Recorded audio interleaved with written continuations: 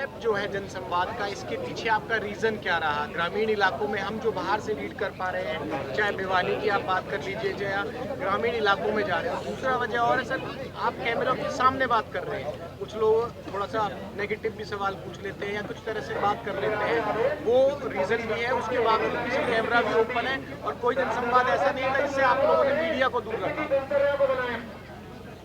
मित्रों देखिए, हम अगर प्रदेश की 3.25 करोड़ जनता के साथ अपना प्यार रखते हैं, वो हमको अपना आशीर्वाद देते हैं, उनके लिए हम काम करते हैं और लगातार काम करते हुए ये बात ठीक है कि हम भले ही चंडीगढ़ बैठ कर के काम करेंगे या फील्ड में जा कर के करेंगे, लेकिन जब तक गांव में नीचे के धरातल पर जाकर उनसे बातचीत करना यानी नहीं कर पाएंगे तो हमें वास्तव में जो उसका फीडबैक है वो मिलेगा नहीं। वो फीडबैक के और भी साधन हो सकते हैं, लेकिन प्रत्यक्ष जाकर के बात करना इससे बड़ा कोई साधन हो नहीं सकता। इसीलिए मैंने तय किया है कि हर ज़िले में 3-3 दिन का एक कार्यक्रम रखा जाएगा, जिसमें 12 से 15 गांव ये मेरे कवर होंगे। मैं भिवानी जिला कर चुका हूं, अभी पलवल जिला आज मेरा पहला दिन था। अभी आज ये चौथा मेरा गांव है। अभी एक स्थान पर और भी मुझे जाना है और यहाँ सौभाग्य से शिवकुंडा मंदिर बहुत प्राचीन मंदिर है यहाँ का, अथीन का। यहाँ मैं दर्शन करने के लिए आया हूँ और मैं समझता हूँ कि इस सारे गांव से गांव जाकर के जो संवाद का कार्यक्रम है उसके माध्यम से जो चीज़ें हमको यानी जो नीचे से फीडबैक मिल रहा है वो वास्तव में बहुत ही मुझे भी हैरानी करने वाला है कि इतनी चीज़ें हमारी नीचे तक लोग महसूस करते हैं। हम बहुत ज़्यादा लोगों से मिलते नहीं हैं, फिर भी ऐसे ऐसे गांव जहाँ कभी कोई मुख्यमंत्री गया नहीं। बागपुर गांव आज मैंने पूछा, वहाँ 25 साल के बाद कोई मुख्यमंत्री वहाँ पहुँचा है, तो उन गाँव के लोगों को भी उनको अच्छा लगता है। हमारी बात सीधी वो सुनते हैं, उनकी बात हम सीधी सुनते हैं। एक रियल फीडबैक जो हमको जब मिलेगा तो उसमें हमें लगेगा कि हम जनता की जो सेवा कर रहे हैं वो कितनी उनको मन को भा रही है और वो निश्चित रूप से उससे वो प्रसन्न है, संतुष्ट है।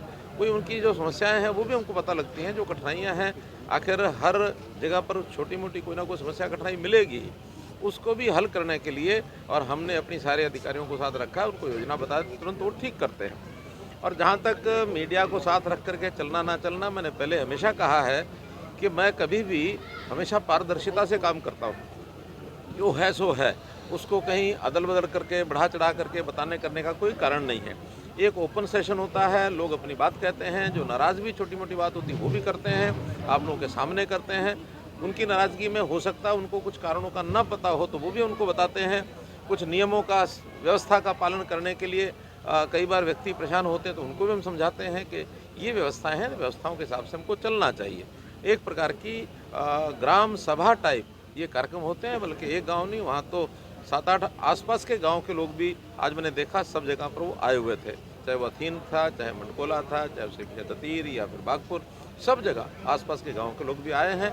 कुल मिलाकर हमने जनता को जो देना चाहा है पर्याप्त मात्रा में नीचे पहुंच रहा है। चाहे वो परिवार पहचान पत्र की बात हो, चाहे वो पेंशन की बात हो, चाहे आयुष्मान भारत की बात हो, चाहे उनको हम मुख्यमंत्री अंत्योदय परिवार योजना के अंतर्गत उन चीज़ों का विषय हो, विकास के भी जितने काम हैं वो हमने किए। हम सब पारदर्शिता उनको बताते हैं, जो हमें पहले से कमियां पता है वो भी उनको बताते हैं, उनकी डिमांड्स आती हैं उनको भी हम लेते हैं और कुल मिलाकर के एक संतोषजनक कार्यक्रम ये मेरे लिए है और बहुत अच्छे अनुभव उसके आ रहे हैं। सर, गन्ने की समस्या को लेकर के किसान जो है तो दोनों गाँव के अंदर जो यहाँ 2-3 गाँव की काफ़ी मिले आपको यहाँ की शुगर मिल 1 महीना देरी से शुरू हुई थी और देरी से शुरू होने के कारण से वहाँ की जो पेराई है स्वाभाविक है, उतना देरी से होगी भी सही।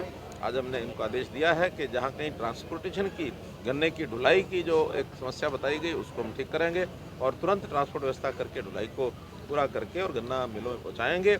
इस क्षेत्र में अगर मानो गन्ना ज़्यादा है और आसपास की और मिलों में जहाँ भी उनकी कैपेसिटी बाकी है, उनका समय बाकी है, उनमें गन्ना बेच करके और यहाँ के जितने भी गन्ने के किसान हैं उनको कोई कठिनाई नहीं आने देंगे। आगे आने वाले 10 से 15 दिन में मुझे लगता है ये सारा गन्ना यहाँ का पूरा मिलों में भेजने की व्यवस्था कराएंगे। सर, एक ऐसी सोच जैसे पार्ट 1 में आप लेकर चले थे पहली सरकार में, जिसका आपके अपने कुछ साथियों ने भी विरोध किया था, पारदर्शी नौकरियों को लेकर के, पर्ची खर्ची खत्म करने। आज जब लोग ये कहते हैं आपसे मिल करके कि हमें पर्ची खर्ची जो है उसके बगैर हमारी नौकरी लगी, क्या धरातल पर किस तरीके से? देखिए, जब कभी हमें दूरगामी परिणाम जिस चीज़ के पता नहीं होते हैं तब तक व्यक्ति को थोड़ा डर लगता है, भय लगता है। लेकिन अगर उसकी पहले से कल्पना कर ली जाए तो लगता है कि जो काम हम करने चले थे और जो सोच के चले थे वो बिल्कुल सही था। हरियाणा की जनता 8-10 साल पहले भ्रष्टाचार में हर व्यक्ति उसको अंदर पिस रहा था, उसको इसका अनुभव होता था, चाहे नौकरी हो, चाहे ट्रांसफ़र हो, चाहे और प्रकार की सरकारी व्यवस्थाएं, कोई लाइसेंस है, कोई सुविधा है, सब बिना पैसे के मिलती नहीं थी। हमने एक वातावरण बनाया कि आज कोई भी पैसा उसको अतिरिक्त नहीं देना पड़ेगा। सरकार की कोई फीस है छोटी बड़ी वो उसको भरता ही है, आसानी से भरता है, कुछ को परेशानी नहीं है। लेकिन जब कभी अंडर हैंड उसको पैसा देना पड़ता है भ्रष्टाचार के रूप में, वो परेशान है। आज सब लोग खुश हैं कि यहाँ बिना किसी खर्ची पर्ची के नौकरी हम देते हैं, ट्रांसफ़र ऑनलाइन हो गए तो सब लोग उससे प्रसन्न हैं और किसी प्रकार के कोई भी जो चीज़ है उनको घर बैठे मिलती है। एक प्रकार से सरकार जो है वो उनको घर जाके चीज़ें देती है, इससे लोग संतुष्ट हैं। सर वैल्यू कट को लेकर आपने पत्र लिखा था केंद्र को, सर क्या उस पर कोई निर्णय आया? उसका निर्णय आया है। केंद्र सरकार ने ये जो लस्टर लॉस है उसके बारे में कुछ ग्रेडिंग की है, उस ग्रेड के बाद कुछ कहा है कि इतना पैसा उसमें से कम हो जाता है। लेकिन हमने तय किया है किसी प्रकार का केंद्र सरकार अगर कोई इस लस्टर लॉस के कारण से अथवा और कोई कठिनाई के कारण से जो पैसा काटेगी वो पैसा हरियाणा सरकार देगी। वो किसान के ऊपर कोई वजन नहीं आएगा, आड़ती के ऊपर कोई वजन नहीं आएगा, पूरा पैसा जो हरियाणा सरकार देगी। राजनीतिक तौर पे कांग्रेस ये भी कहती है कि अब चुनाव नजदीक है और चुनाव के बाद ये चुनाव की वजह से ये सब दौरे शुरू हुए हैं सीएम साहब। देखिए ऐसा नहीं है, जहाँ जहाँ चुनाव होते हैं वहाँ भी जाना होता है, चुनाव नहीं होता तब भी मेरा लगातार जाना रहा है। और मैं तो कहता हूँ कि भी चुनाव एक ऐसा यज्ञ होता है, उस यज्ञ में एक प्रकार से सारे समाज में एक चिंतन मंथन ये होता ही है। तो चिंतन मंथन जैसे जैसे चुनाव नज़दीक आएगा वहाँ होता है। ये कोई आरोप नहीं है, ये एक तथ्य है। वो भी आखिर अभी यात्राएं करने लगे हैं, हम भी अगर फील्ड में गए हैं तब भी अब गए हैं। ये कोई सरकार बनते ही तो धन्यवादी दौरे होते हैं, धन्यवादी दौरे के बाद फिर एक समय होता है काम करके लोगों तक पहुँचाना। जब चुनाव नज़दीक आता है तो उसके परिणाम क्या निकल रहे हैं लोगों से इसकी जानकारी लेना। इसलिए ये आरोप नहीं है, ये एक तथ्य है। तथ्य को भी अगर आरोप करते हैं तो मुझे उनकी समझ पर ही तरस आता है कि तथ्यों को आरोप बनाने का कोई उनका यानी घबराहट है और कुछ नहीं है। अगर तथ्यों को भी आरोप बनाएंगे तो ये उनकी घबराहट है और वो घबराहट जो है उनकी उसका परिणाम क्या होने वाला आपको पता है। रवि सर, कई किसानों की जो फसल खराब हो गई है वो मुआवजे की अपेक्षा रखते हैं सरकार से। आपने जैसे कहा कि वैल्यू कट को लेकर आपने केंद्र सरकार से अनुरोध किया है, तब तक हरियाणा सरकार उसको देखेगी, मगर जिन लोगों की फसल खराब होगी है उनको मुआवजों को लेकर आपको कदम उठा। ये दोनों चीज़ें अलग अलग हैं। जब वर्षा के कारण से, ओलावृष्टि के कारण से फसल खराब हुई है उसकी जो क्वांटिटी घटेगी उस क्वांटिटी को भी हरियाणा सरकार देगी।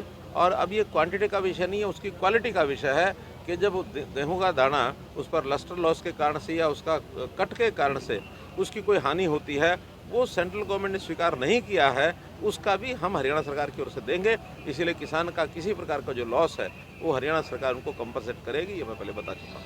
सर 52 पैसे बिजली पर वो लगा दिया था हुड्डा साहब ने प्रेस कॉन्फ्रेंस। प्रियंका आपको जिस तरीके से हमने देखा कि आप जब जनसंवाद कर रहे थे लगातार अधिकारियों को भी कुछ मैसेज दे रहे थे, आपने ये कहा कि कांग्रेस की सरकार में ऐसा होता था कि जो पैसे ऊपर से आते थे लोगों को धरातल पर नहीं मिलते थे।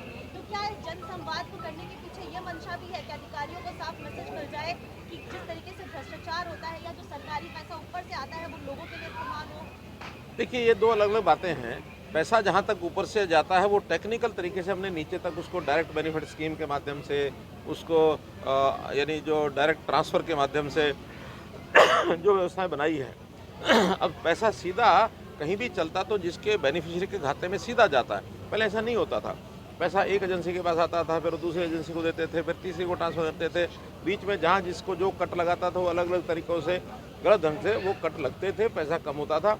अब पैसा सीधा नीचे जाता है, इसलिए पैसे में कोई भी किसी प्रकार की कटौती कोई करने वाला नहीं है और ये बर्दाश्त भी नहीं की जाएगी।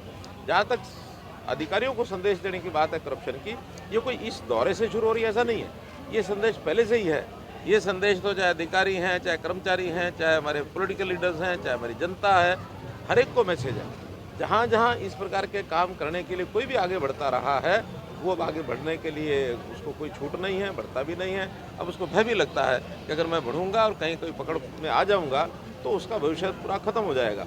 इसलिए अब उस विषय में मेरा ये दावा नहीं है कि सारा कुछ एकदम ठीक हो गया है, लेकिन उसमें काफ़ी हद तक हमने काबू पाया है। अब भ्रष्टाचार कोई आदमी जैसे खुल करके और दावे से करते थे, वो दावे से भ्रष्टाचार करने के जो दिन हैं वो लद गए हैं। अब जनता को एक अच्छा स्वच्छ प्रशासन ये मिल रहा है। धन्यवाद। एक मिनट सेट करना।